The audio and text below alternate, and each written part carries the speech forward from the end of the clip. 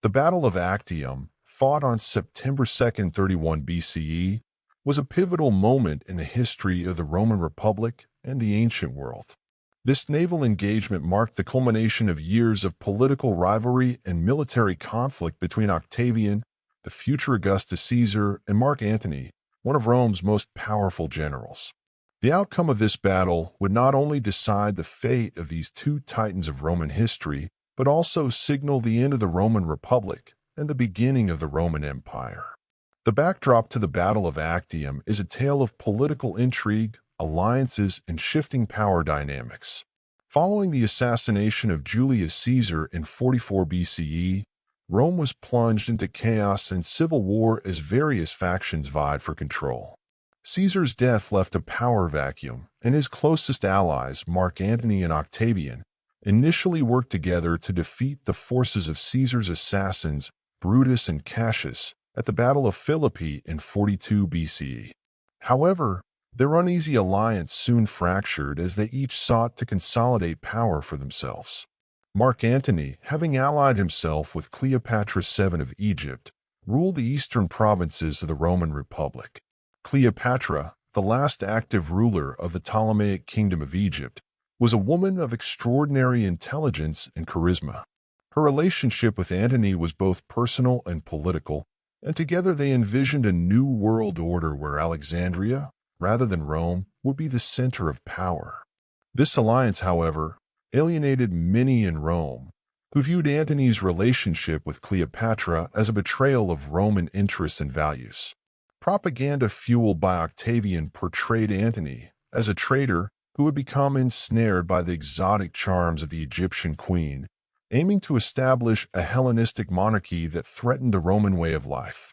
Octavian, meanwhile, had consolidated his power in the West.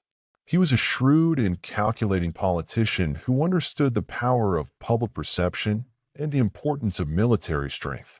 He leveraged his status as Julius Caesar's adopted son and heir to garner support from the Senate and the Roman populace. By framing the conflict as a war against foreign influence embodied by Cleopatra, Octavian was able to rally Rome behind him, painting his struggle as a defense of Roman traditions and values. As tensions escalated, both sides prepared for a decisive confrontation. Antony and Cleopatra amassed a formidable fleet and army, positioning themselves in the Gulf of Ambracia, near Actium, a strategic location that offered naval advantages. Their forces comprised a powerful array of ships, including large galleys equipped with towers and armed with archers and catapults. Antony's fleet was supported by a substantial land army, numbering around 100,000 infantry and 12,000 cavalry. Octavian, recognizing the importance of naval supremacy, prepared his forces with equal diligence. His fleet, commanded by the capable Admiral Agrippa, was smaller but more maneuverable, comprising lighter and faster ships. Agrippa had previously seized control of key supply routes, weakening Antony's position and forcing him into a decisive confrontation at Actium. This strategic maneuvering was crucial, as it allowed Octavian to starve Antony's forces of essential resources and put pressure on him to engage in battle. The day of the battle dawned with tense anticipation. Antony and Cleopatra's forces were arrayed in a crescent formation, designed to envelop Octavian's fleet. Antony hoped to use his superior numbers and the size of his ships to crush Octavian's forces in a pincer movement. However, Agrippa's tactics and the agility of Octavian's ships turned the battle into a test of strategy rather than brute force. As the fleets clashed, Agrippa skillfully exploited the vulnerabilities of Antony's larger ships, using speed and maneuverability to outflank and encircle them.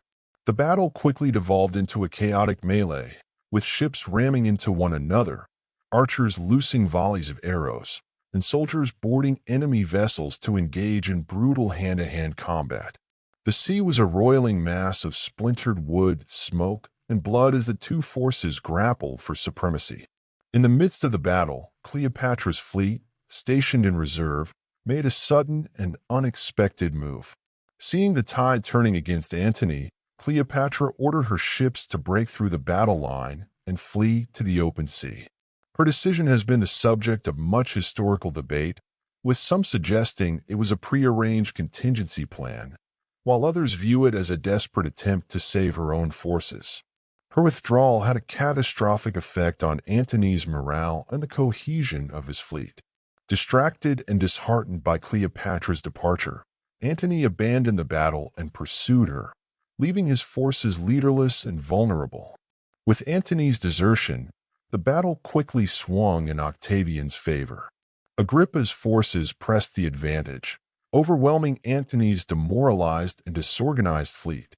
By the end of the day, the sea was littered with the wreckage of Antony's navy, and thousands of his soldiers had been killed or captured.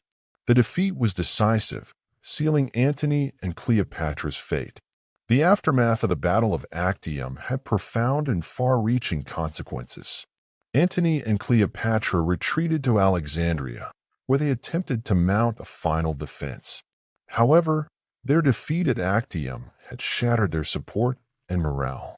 As Octavian's forces advanced into Egypt in 30 BCE, both Antony and Cleopatra chose to take their own lives rather than face capture and humiliation. According to legend, Cleopatra famously allowed herself to be bitten by an asp, ending her life in a manner befitting her royal lineage and dramatic persona. Octavian's victory at Actium marked the end of the Roman Republic's internal conflicts and the beginning of a new era. In 27 BCE, he was granted the title of Augustus, becoming the first Roman emperor and ushering in the age of the Roman Empire. His reign established a period of relative peace and stability known as the Pax Romana, which lasted for more than 2 centuries. The Battle of Actium, therefore, was not just a military confrontation, but a turning point that reshaped the political landscape of the ancient world. It marked the end of the Hellenistic period and the beginning of Rome's dominance as a unified empire. The defeat of Antony and Cleopatra symbolized the triumph of Roman imperialism over the last remnants of Greek and Egyptian power. Actium's legacy was one of transformation, as it set the stage for the Roman Empire's cultural and political achievements that would influence the course of Western history for millennia. In retrospect, the Battle of Actium stands as a testament to the complexities of power, ambition, and the inexorable forces of history that shape the destinies of nations and individuals alike. It underscores the interplay of personal relationships and political alliances in the grand narrative of human events, illustrating how the actions and decisions of a few can alter the course of history for generations to come.